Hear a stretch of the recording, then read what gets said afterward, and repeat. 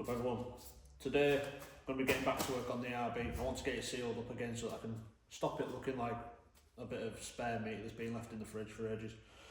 Because while this is keeping it sealed from any moisture and everything, it's just doesn't look very pretty, and I want to be able to see the engine again before it goes back in. So I want to get it all sealed up. That means putting the cam covers back on, and then I can start putting the intake and turbo and everything else back on as well. And then it'll be pretty much ready to go back in the car once we finish work on the chassis. So what I need to do first is get these painted. So as you can see, my good friend Spike has welded in some dash 10 AM fittings to them, that both of them are the same. Got paint on them at the moment, but what I need to do is get rid of that. So what I'm going to do is give them a bit of a scuff first, then I'm going to hit them with some paint stripper, and then clean them up, and then we've got some paint to go on, but I'll show you that in a bit. So yeah, let's get cracking.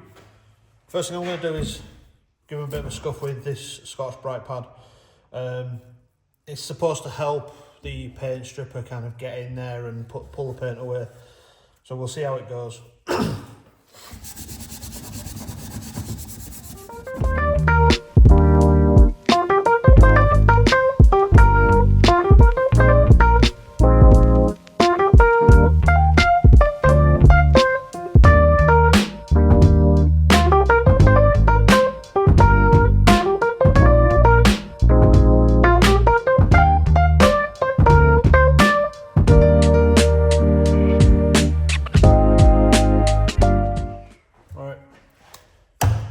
Ready to go now. The reason I've got this cup in my hand is because this paint stripper, the instructions say that you've got to put it into a non-plastic container. The only thing I can find, unfortunately, is my Star Wars mug.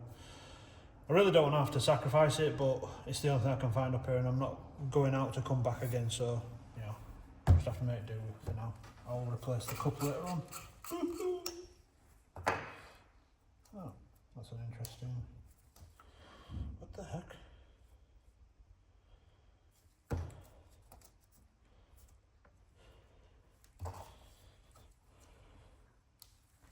I've got to use a screwdriver to get that off.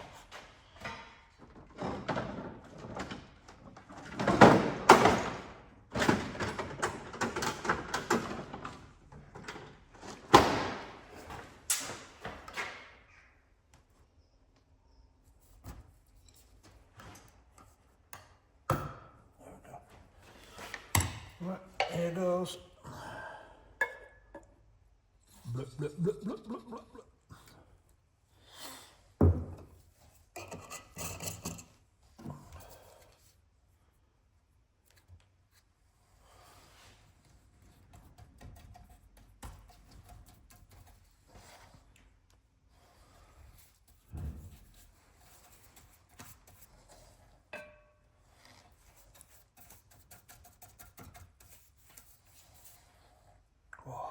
Smells really bad.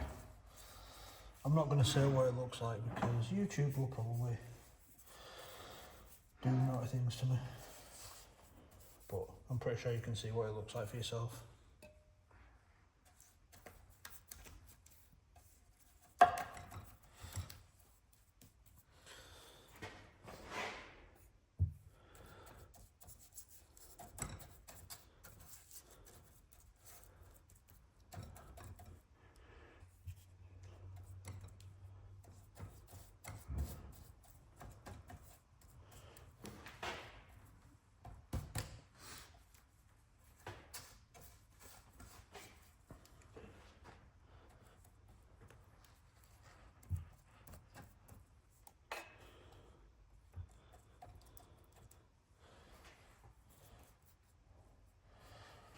There's one completely covered. Now for the next. Try and be careful not to get any around the oil filler. I will blank that off before I paint that, just to be sure.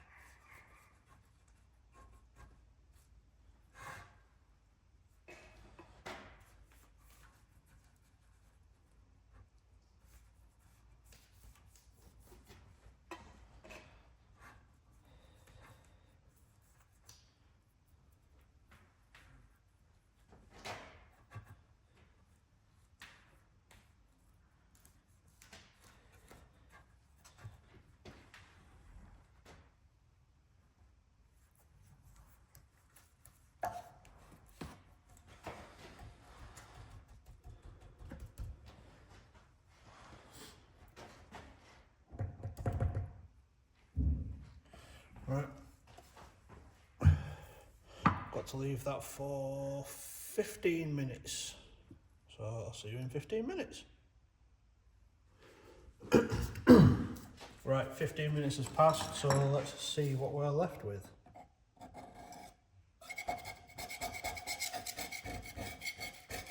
It's starting to come off. It's not perfect, but it is definitely starting to come off. Oh, I've left a couple of scraps there. So let's just grab this for a second.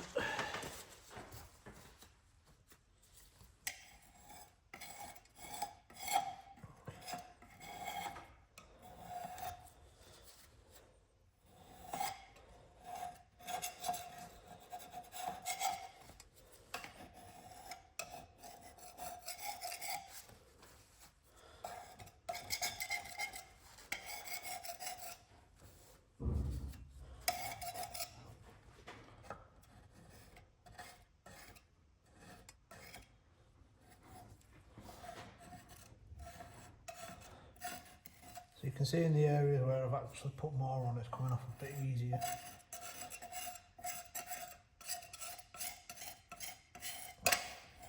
Because of the shape of it, it's actually quite difficult to scrape clean, so yes.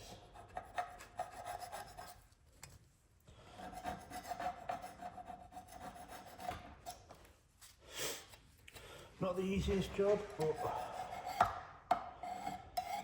should give good results when it's done by the look of things.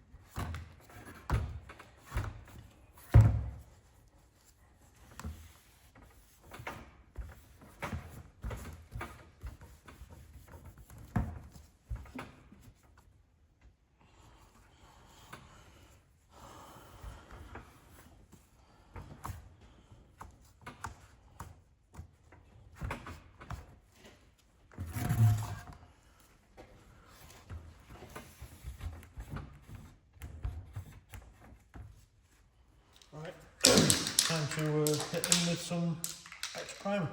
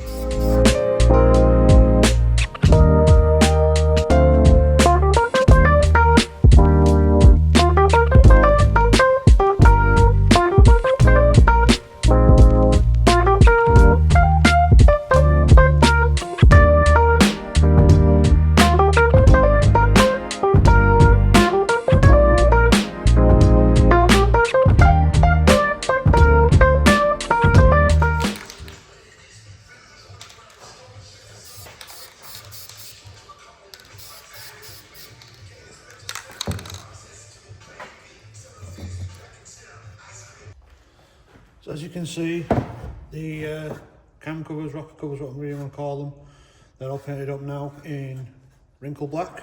They look really good. I didn't get them powder coated in the end because in order to do that, got to take the baffles out first, because before they'll powder coat them, they'll blast them, media blast them. So you don't want all that getting stuck inside the baffles, and to be perfectly honest, I don't really want to touch the baffles while they're still okay. So let's get these on, but first got to put seals back into them. These are brand new seals, got these from Conceptra Tuning. Thanks guys.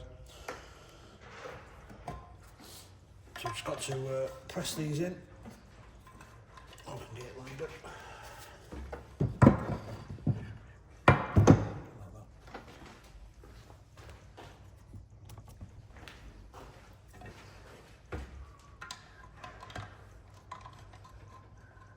Get that corner in. Like that. Kind of work around it.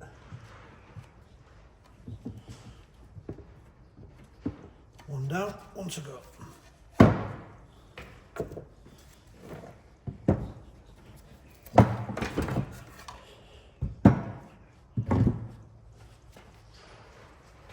The reason I'm moving it forward is so that the AN fitting doesn't catch on the desk and gives me a flat surface to press these in. And just lay it on and press.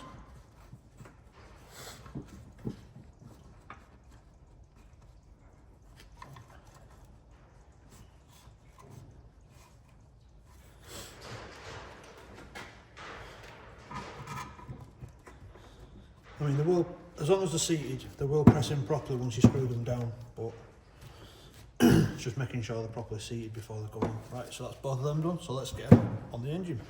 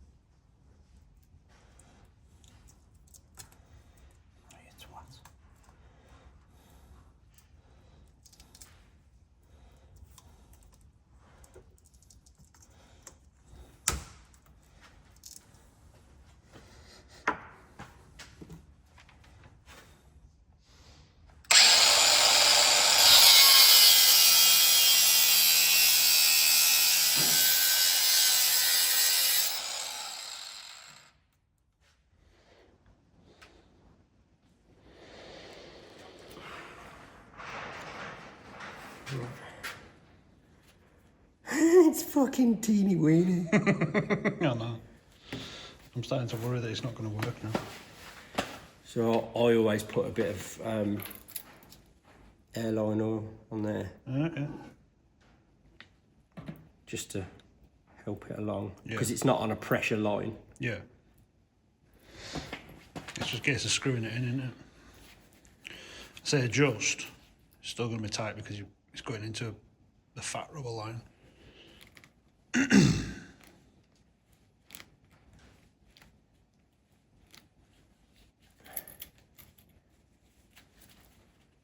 It's still getting you through, glove. Yeah, on this one. On that side. Right, we'll stick it in the vice now.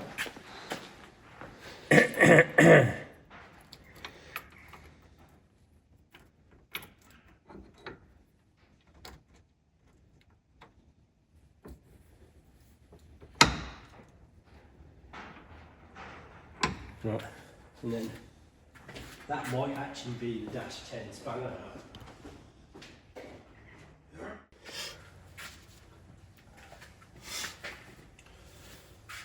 What you have to watch is that you're not just pushing the hose out the other side. Yeah. So I try and keep my thumb just to keep some positive pressure on there. Yeah.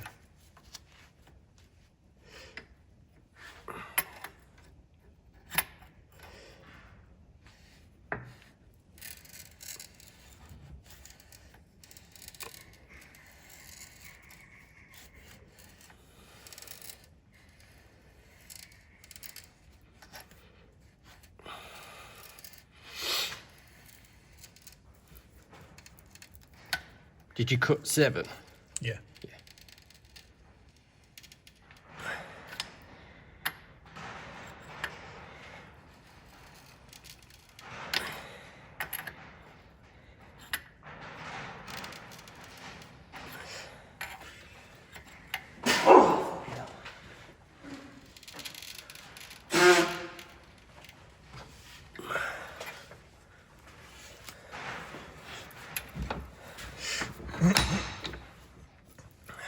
And then they swivel, aren't they? Yeah. Well, they should be anyway. Yeah, they're just tight. Yeah, that's right. Let's have a quick look.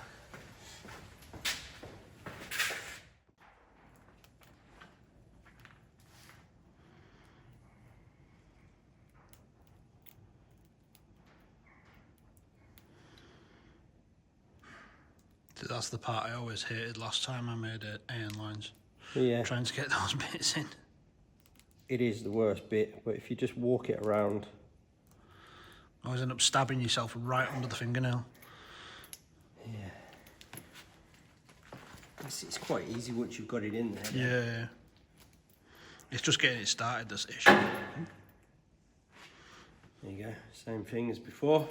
Sweet. Bit of lube. Never going dry. Never going dry. What I might do, because that was quite hard to do up in the end, I might put some on the thread as well. Yeah. Just to hedge our bets a little bit. Only a tiny amount. Yeah. The world's smallest AN line. I bet it's not, you know. No, I bet someone's made an even shorter one. Probably so short that it just looks like 2 AN fittings together.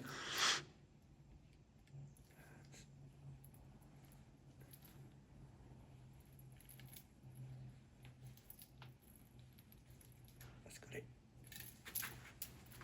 What you have to be careful with now, because it's so short, when you put it back in the vise, you don't want to crush the other end. Yeah.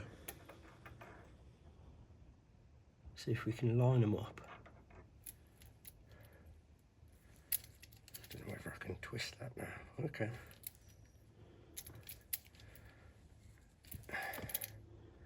Yeah, so if you get those 2 flats in line, hopefully when you crank the vise down, it'll be in the same sort of Okay. orientation. Yeah.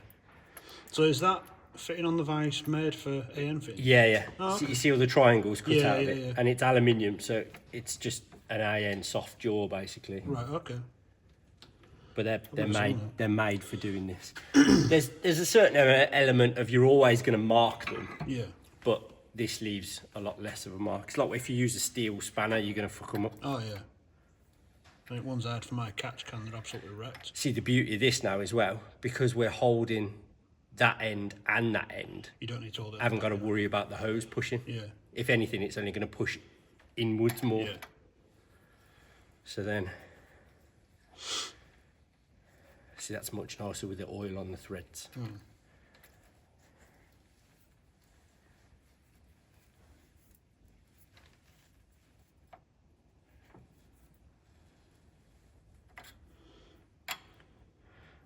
And I'm a bit of an OCD freak. I like to line the flats up. Like me. Like, I try and get the same gap between both and then Yeah. line the flats up as well. Yeah. Weirdos, aren't we? It's got to look right. Yeah, well, it's that's the thing. One of the biggest things, like when I did that trial at Williams, they were like, if you can be meticulous about stuff, you can be motorsporty. Yeah. So you're being motorsporty at the moment then? yeah. This is, look, it's motorsport dash AN line, you know. God, those swivels are tight. There you go. Sweet. You see, there's a certain element of still marking it, Yeah. but nowhere near as bad. No. If you just put that in the vice and crank down, you'd have buggered it up. Yeah, that's still nice and flexy, so that short distance you've got. Sweet.